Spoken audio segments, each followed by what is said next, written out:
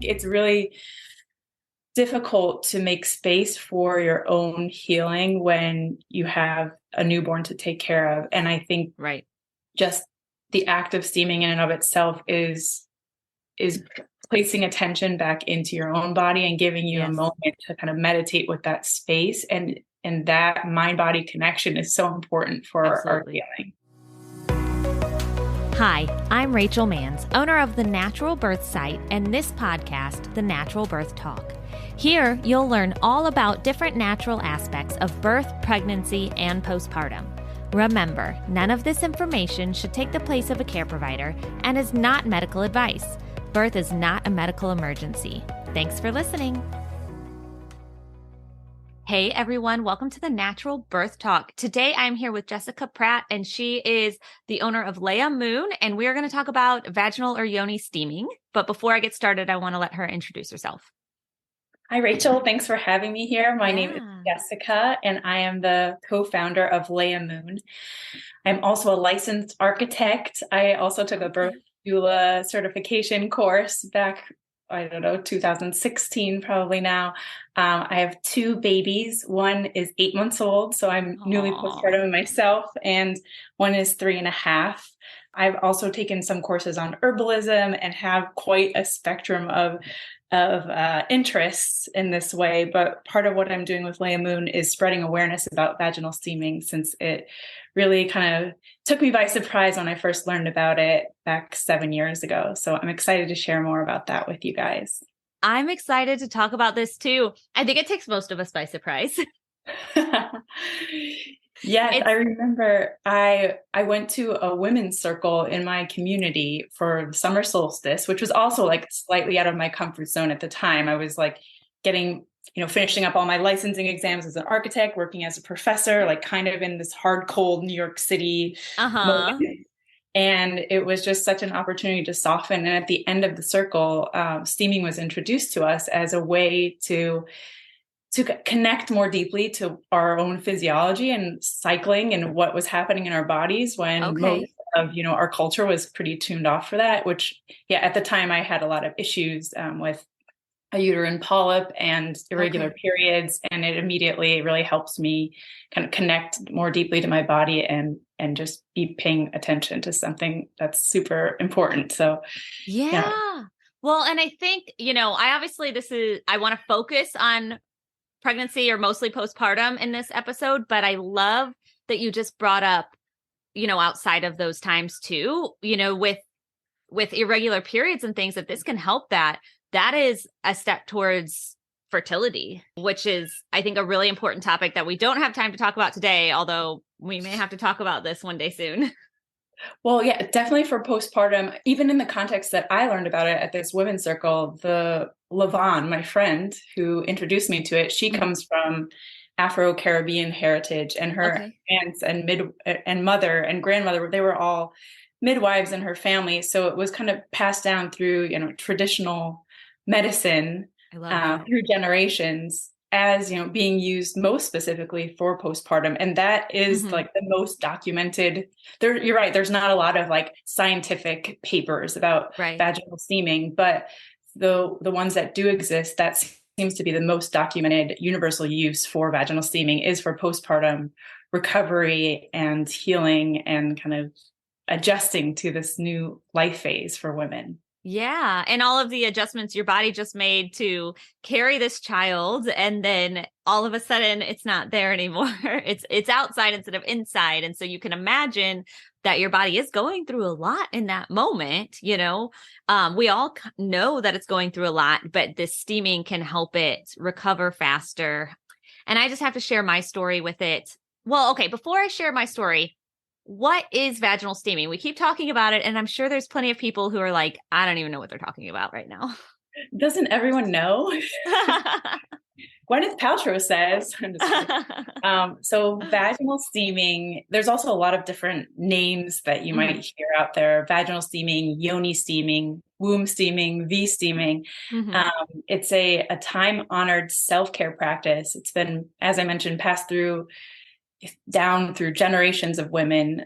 And the It's basically the process of sitting or squatting over a pot of steaming water, which is typically infused with herbs. Mm-hmm. And usually one might steam for, 20 to 30 minutes, depending on what is going on there. But Mm-hmm. steam then carries, the essential oils of the herbs and the essence of the herbs, Mm-hmm. energetically and also, aroma therapeutically. So it's a very simple kind of self-care practice that we can use throughout the entirety of womanhood for, as we've kind of mentioned, various, types of reasons you might need attention for this part of your body. So while we're going to Yeah. focus on postpartum, it really has like such a vast array of applications for women's health.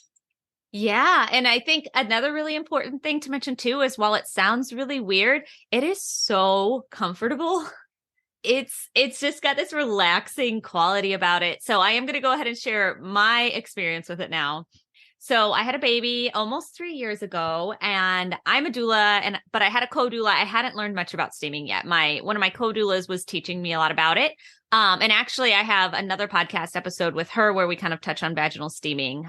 So if listeners, you want to listen to that one too, that's with my friend Tina. But anyway, she was really adamant. She's like, we're going to steam. And I'm like, okay, like, I don't know much about this, but I know you do. So teach me. And she brought her little birth stool and she boiled the herbs for me. And she's like, okay, you got to take your pants off, sit down. And I'm like, oh my gosh, this is so weird. I'm going to do it anyway, because that's who I am. I love a challenge. I love kind of pushing my boundaries a little bit, but this is weird. And I sat down on that stool and she put a blanket over my legs, and I instantly like this switch flipped.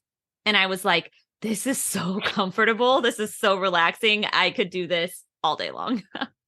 Yeah, it's hard to talk about with words because in a way it's such a like embodied or somatic experience to have, the root of your core kind of heated up in a way. Mm-hmm. It's so grounding and it, kind of in a way, like unlike meditation, where you do kind of have to have a trained like mental exercise, at least to get into that rhythm. It seems like for most everyone, it's such an immediate, kind of turn off of your thinking, busy mind into your, body rooted space of safety, security, grounding, all those types of things. So I think most people would agree with you that just, it immediately takes you there. Yeah, absolutely. And so that relaxation, being able to get out of your head in and of itself is a huge benefit, in my opinion, especially in that early postpartum where you're sleep deprived and you're,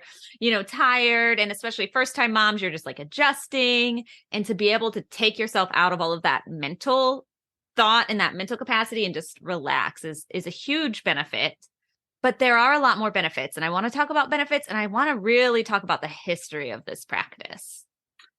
Yes. So the history, I mean, as you mentioned, there's not a lot of scientific research papers about where it's coming from, but the few that we have found, it's really fascinating because it has roots in a lot of different cultures all over the world. The most, common ones I've seen have been more in Eastern cultures like Korean and Indonesia cultures, but also in traditional Maya cultures. And today, now that we have the internet, we're finding more and more kind of anecdotal accounts of it being in parts of Africa, Palau, Suriname, Lithuania, other parts of Europe, England, even as a fumigation, I think there. So it's kind of interesting how it's kind of potentially spread across the map. But it seemed, it maybe originated in Africa and kind of moved around through midwife, traditional medicinal practices. And steam bathing in general is thought to be anywhere between 4,000 and like 14,000 years old. It's a big gap there. But I think just as an act of, soothing and comfort, I think it's been universally recognized as having benefits for thousands of years across many different cultures. Here, even today, you can see in there's a lot of Korean spas that offer vaginal steaming that may have gone under the radar of, everyday American, but I guess for me, when I was living in New York City, I would see signs like in windows of different Korean spas Yeah. to go get steamed. So yeah, it's definitely spreading. But I think in terms of its history, it has roots truly all over the world, which kind of are reaffirming that it is like this universal healing practice for women.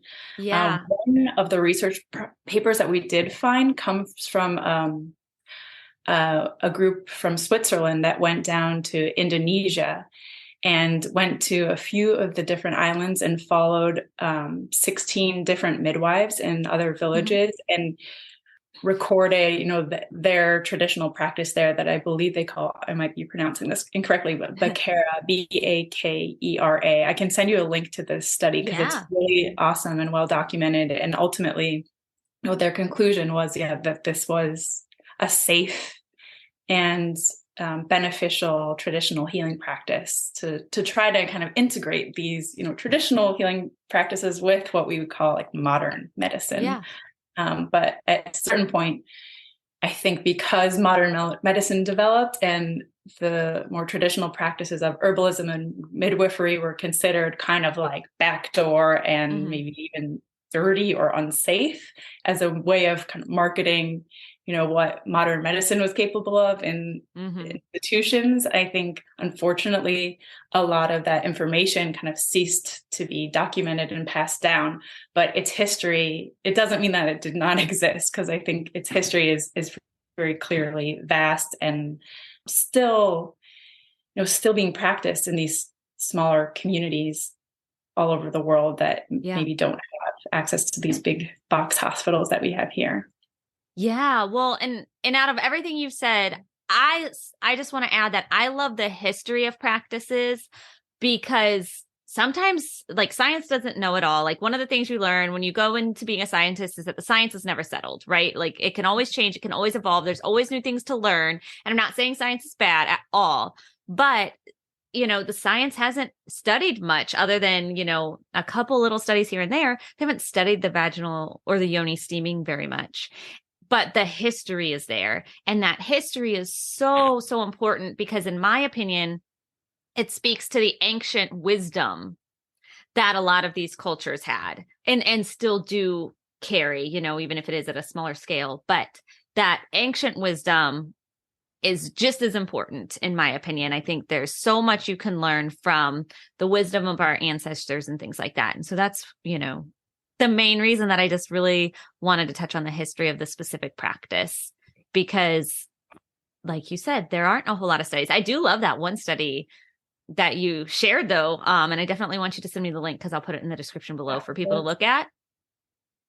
And I think part of it too, that, talking about our birth experiences or our periods or anything to do Mm-hmm. with the vagina and the uterus has been so taboo that a Yeah. lot of times, even daughters don't ask their mothers like, hey, what did you do for self-care? Or even the grandmothers. And I'm sure if more of us, I mean, I think that's all shifting very dramatically, thank Mm-hmm. goodness. But I think that's also part of why this ancient wisdom, kind of had a moment where it stopped, because we were meant to Okay. feel shame around that part of our bodies. So That's I a agree. That's a really good point. It used to be this like village affair, or at least the women of the village would always, participate in births and things like that, these kind of womanly events. And that has, as birth has moved, well, I don't even know. We could probably trace it back a really long ways, but especially as birth has moved into the hospitals versus being at home, I think we've lost a lot of that wisdom and that ancient history, those traditional practices. But even further back before it was moved into hospitals, like you said, there was a lot of shame and too much privacy around the topic to where Mhm. I think a lot of that history was probably lost. Luckily, you and I and all of the other birth workers out there are working really hard to change that, because especially within the idea of, the perinatal period, pregnancy, birth, and postpartum, it's not shameful. It's really beautiful. It's really amazing. It should be celebrated, not, kind of hid away. And it's not a scientific or a medical process the large majority of the time. So, I don't know. I had a point in saying all of that, but the point really is that Is that, I do agree. I think that, kind of that shame a lot of women started feeling at some point in time has lost a lot of these traditional practices. Plus, like you said, when modern medicine came about, those other types of more natural, more traditional practices were kind of frowned upon in order to boost modern medicine. And that's not to say modern medicine is bad, but like we can learn a lot. Yeah, sure, of course. And I also said that to encourage all of us to ask our mothers, ask our grandmothers, if great Yeah. grandmothers and aunts are around, like ask everyone, because I think everyone's you'll be surprised. Maybe they have Yoni steam before and it's part of Yeah. your cultural heritage. And we want everyone to really access that information and pass it down to the next generation so that our daughters, aren't lacking in tools to care for themselves, especially postpartum when birth, Yeah. has suddenly gone to this kind of behind closed doors Mhm. activity. Hey, listener, do you want a comprehensive yet concise and inexpensive online at your own pace natural birth education course to help you prepare for natural birth, pregnancy, and postpartum? Then check out the description below for that and our helpful products guide. Now back to the show. The first time I was really exposed to birth was when I was going through it myself. So Yeah. hopefully that's shifting. Um, Yeah. but yeah, So go ahead. I was gonna say too, in terms of studies, there's another study that was more recent in 2019 that was kind of crowdfunded, actually. So Okay. whether it's considered scientific is another story, as it was, self-funded because it was difficult to find support for, this type of study. But a woman, Kelly Garza, and Kimberly Ann Johnson Uh-huh. took charge and followed. And Kimberly Ann Johnson wrote the fourth trimester for Yes. anybody who's, wondering who she is. Keep going. And this study was called the fourth trimester vaginal steam study. Okay. So they had, two different groups of women that were, near giving birth. Both groups were supervised by midwives, and the midwives were tasked with, vaginal steaming on days 4, 5, 6, 7, and 8 with half of the group, and then the other half not doing a postpartum steam. So they documented afterwards, what changes they saw between those two groups, ones Mm-hmm. that were steaming postpartum and the other that weren't. And they found a lot of benefits to steaming that, I mean, I guess I should say as a baseline thing, our bodies really do all these things on their own in terms Yeah. of like processing postpartum, but ways that we can find to give ourselves, more ease and Mm-hmm. support our bodies in doing so, we welcome all of those for sure. And there is a lot of herbalism that midwives and doulas practice with Mm-hmm. their birthing mothers and families to support all these natural physiological processes. But I think what they found with this study is that those same processes happened in both groups. It just was kind of more of a matter of comfort and Mm-hmm. of pace. So like, after childbirth, your uterus, which had grown to the size of your newly born baby, begins to kind of contract and shrink down and Mm-hmm. expel, all of the birth matter that was in the uterus helping your baby grow that it no longer needs. Mm-hmm. A lot of fluid, the placenta, lochia. The placenta is birthed, but potentially, what was adhering the placenta to your uterine wall, all of that Mm-hmm. matter begins to kind of, leave through the vaginal canal. So through steaming, right away, what steam can do is, bringing moist heat to this part of the body with the support of herbs helps, increase circulation to your pelvic area. So anytime we're kind of bringing heat to anything, there's like a softening and an opening happened. Mm-hmm. Granted, after birth, you're certainly quite open, Yeah. but even like energetically, a lot of times birth in itself could feel almost like a trauma, Mm-hmm. even if it's not, it's a beautiful thing, but to the body, it's like such an intense physical event. Yeah. So a lot of times, even though there's your physical opening to your Mm-hmm. vagina might be, still in a state where it's like repairing itself, energetically, there might be like a holding or a constricting there. Mm-hmm. So I think steam helps on both a physiological level, but I think also like this emotional, energetic plane as well. And all those are working together in concert to help Yeah. you recover postpartum. So anyway, one of those findings postpartum was that the lochia or leftover matter within the uterus exited the body. So just for clarity's sake, lochia, that postpartum bleeding. Postpartum bleeding, yes. Yeah. Just so, if someone's not familiar with the term. All the stuff that comes out of your body. Sometimes, I know for me, even I did steam postpartum, but it still took, a couple months for that to really fully pass for me. Like even there's a lot of starting and stopping, especially like towards the end of that process, maybe month 2 or even month 3, you can still be spotting a bit. So if you steam more closely after childbirth, you can kind of facilitate the contraction of the uterus to release all that material. So that is one of the benefits postpartum. Yes. Additionally, just having, if you've had to have stitches or you've had some kind of perennial tear, just like a sitz bath, steaming is pretty similar. In a way, it's almost less intense. I mean, steam baths are really, or bathing with herbs or sitz bath is pretty like mild, but steam can feel even more mild in that you're not fully submerging your pelvis in water, which might be kind of difficult if you've dealt with tearing or any other kind of trauma to that area. So it can help kind of alleviate, pain and help, healing scar tissue. Yeah. It's another one of the benefits. I noticed that my postpartum contractions would be more mild on the days that I would steam also, because I didn't have the chance to steam every day, but the days that I would steam, I noticed those postpartum contractions would be more mild, which was really nice too. Yeah, for sure. And it kind of makes sense because your uterus is working hard. It's contracting the same way to get your baby out, or, every month when you have your period, which I don't have mine yet. I'm missing this cycling, but yeah, it's your uterus is contracting, it's working. So when we bring heat to that area, it helps it to relax, and it helps that process of breaking up or breaking down whatever it is it's trying to expel. Yeah. Like Kelly Garza that I mentioned, she is the founder of Steamy Chick, which she has like an amazing, backlog of research there. But she personally talks about her prolapse story of steaming to help with prolapse. The details of that I'm not wholly sure of, but I would definitely consider that, a possible way to help heal postpartum.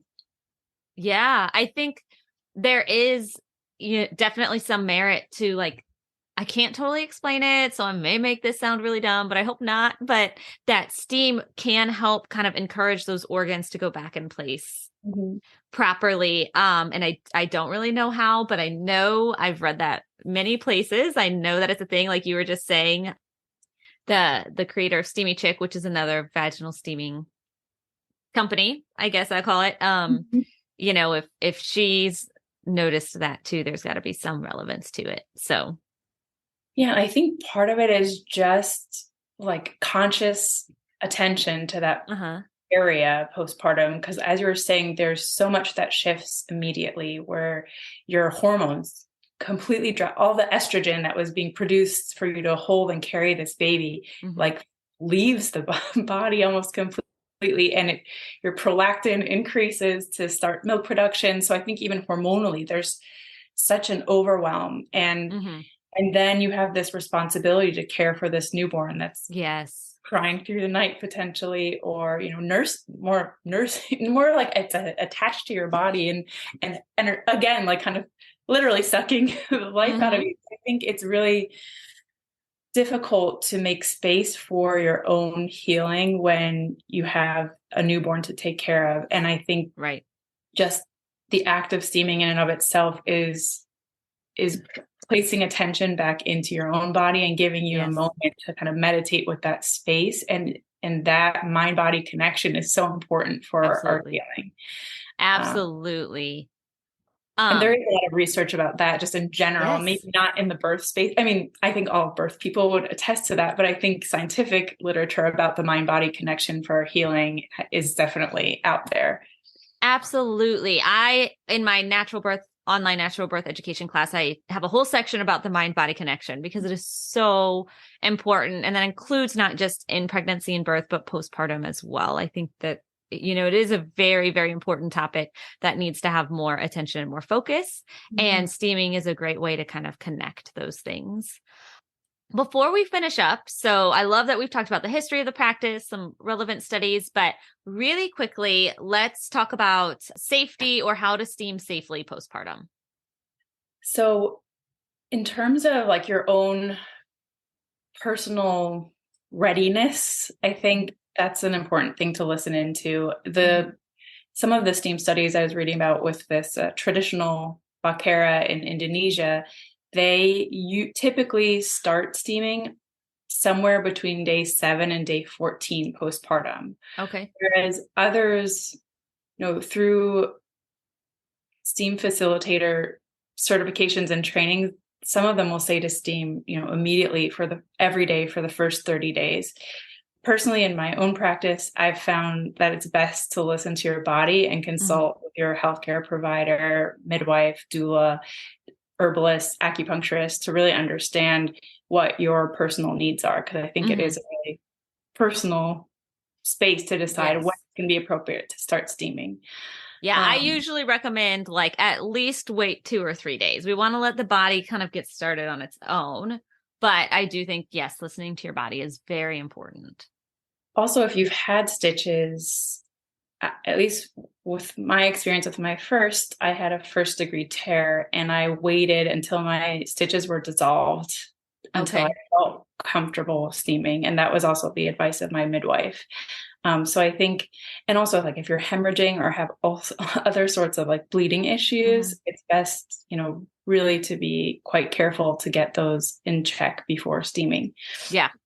But otherwise, I think starting around the 2-week mark seems to be like the average, best space. But even as you're saying, it could happen sooner. And I think best practices too is to try to set up a space for yourself in your own environment that feels comfortable. There's lots of different steam stools you can use. Probably, in your experience as a doula, do you bring a stool to your client's space, or is it something that you set up kind of more? So I tried that and my clients were not interested in steaming with me present. So what I usually recommend is putting the herbs in a glass bowl and draining the toilet and putting that glass bowl in the toilet and squatting over that, because that's just a natural way to just sit and relax anyway, and to kind of open our pelvic floors and allow that steam in. So that's been a pretty successful practice with my clients. Yeah. And I guess that's pretty accessible for a lot of them too, because they have that space set already. Something else I've seen is if you're doing this directly postpartum and baby is cluster feeding and you need to keep baby on you to feel kind of grounded and secure, that like by all means do that. It can actually be kind of helpful, as we know from nursing, that even encourages more like uterine contraction and expulsion of excess matter. So it can be a good thing. One major like safety concern can be like, make sure that it's the right temperature and the steam is not too hot. So always good to, even if your practitioner, feels like, I got the temperature right, I'm going to slowly, uncover the pot that I'm steaming in and have my client slowly ease their way down over the steam. I think it's important for the steamer or the mother to wave their hand over the steam and make sure it doesn't feel too hot or too uncomfortable. But otherwise, I would say like you could start with shorter sessions, 10-minute sessions are great. I kind of say like, give it 10 minutes, give it 20 minutes, steam as long as you feel comfortable. Yes, for sure. I guess this is a good place where I can plug our new Leia Moon vaginal steam seat too, because I would love to send you a link to that, especially as a birth doula. Or postpartum doula, it's a super convenient way to steam and even control the temperature of the steam. We have a sensor within the seat that will allow you to kind of calibrate which temperature you want it to sit at. So that also helps with the safety. That's awesome. That'll make it like really convenient. That'll make it really convenient too, which convenience in the postpartum period is practical as well, right? For sure. But yeah, I mean, I think we all hold so much wisdom as women, and a lot of, this practice has roots in so many different cultures all over the world for generations and generations and generations. So I think that makes it very accessible, even though to our like current culture, it might feel a little weird or off to try this out. I think once you've had a baby, in a sense, you're ready to try all the things. You've just done the most incredible thing that the female body is capable of doing. Yeah. And you deserve all of the support you can possibly get. Yeah. From your community, from the earth, from the plants that support us in our healing and recovery. And the better you feel, of course, like the better your baby is feeling too. So Absolutely. it has, the ripple effect. Yes, that's a great point to end on too. It's a lot of self-care, but it's not just mental self-care, it's physical self-care. And then, like you said, if we're feeling better, our babies are feeling better. And that's what any mom wants, right? For sure. All right. Thank you for being here, Jessica. This was a really informative chat. Thank you for having me, Rachel. It was super fun. I'm excited to stay connected. Yes, absolutely. Listeners, I'm going to put some links in the description below, so make sure you check that out. And if you guys have any questions, reach out at contact@thenaturalbirthsite.com. I'd be happy to help out, and I'll have Jessica's info in the links below as well. I will talk to you guys in the next episode. Thanks for listening. Hi, Rachel Manns again. If you want to learn more, please subscribe to and rate this podcast, and head over to thenaturalbirthsite.com to check out our online natural birth education course, birth story blog, YouTube channel, and more.